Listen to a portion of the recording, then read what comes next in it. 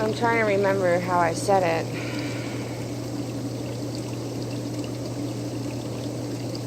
Like when we go to Okay, hold on. the fourth dimension. Video already started, so I guess it was telling me that I don't have to think too much about how I want to phrase this.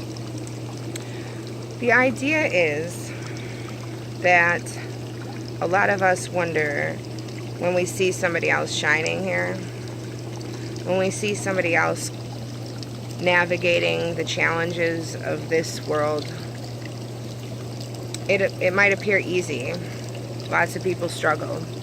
But when it appears like second nature, or that people are faring well, you might have the question, how do they do it?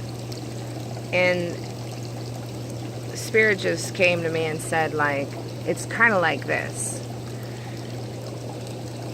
While we're here, we're trying to learn how to survive. We're trying to learn how to speak a language that other people can understand us, how we can survive here, right?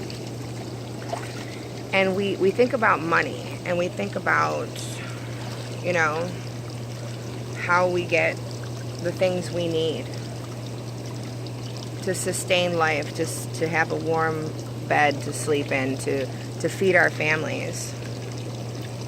And it seems that a lot of the time we're speaking a language that isn't ours. That's why things are so difficult for us. That's why things don't seem to fit together, and we have to like really rack our brains, and we say, how, why, how?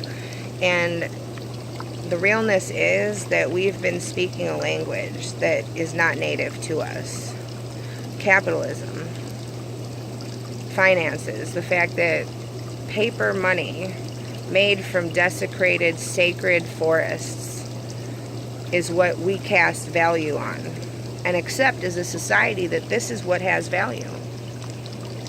These shreds, these pieces of a being, a tree, a being that used to breathe life now sits in the palm of my hand and makes me valuable because I have it. No, we don't have any of this. The reality is that we breathe and we live and we are healthy. We are healthy bodies. We are dis-ease free when we recognize our symbiotic relationship with Mother Earth. And the language that we are meant to speak, our native tongue, it's not Gaelic. For myself, as a manifestation in a white body, you could say, oh, generations ago my language was, you know, Celtic, of Celtic descent. I speak English now. But that's not what I'm talking about. I'm not talking about those faraway languages that we can uncover by digging up on Ancestry.com, and for many, many people that's not a possibility because the records are, you know, they're lost or they're hidden, because the very records that identify where we came from also identify the oppressions that we have been forced to endure. So I would say that the native tongue is actually energies, that we exist here in a three-dimensional realm with physicalities, and we hear things and we see things, but the language that's native to us is not heard, and it's not seen, it's never written, it's energetic. And that is what it means when people say, and you may not have heard this phrase yet, but people are saying nowadays that the veils are lifting. We've existed in a three-dimensional realm, and we're now entering the place where that's not holding true so much. A lot of weird shit's going on. It's going to continue to happen. Fourth and fifth dimensions, and you can say, she's crazy. I don't really care. But the reality is that our native language is energetic, and we manifest into the three-dimensional realm what's going on up here. If you have a lot of struggle and strife and you're just really nervous about how to make ends meet or how to deal with the loss of a loved one, how am I going to do it? This is so hard. Well, it's as hard as you want to make it.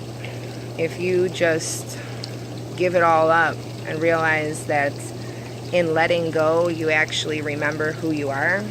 You're remembering that you're a part of a wholeness. You're a part of a divinity. You're a part of a place that can never be touched by swords, knives, tasers, AK-47s. As soon as this physical, fleshy, three-dimensional body ceases to exist, it returns right back to the wholeness, and it gets regenerated in whatever way it wants to in order to continue to push forth creation.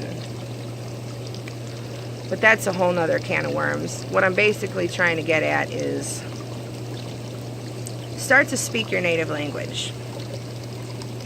Start to speak and understand that the energies that you're putting out manifest the reality that you live.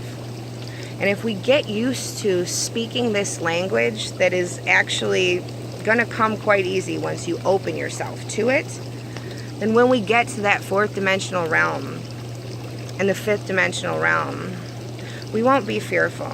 We won't be like tourists like we are here, because we walk around like tourists.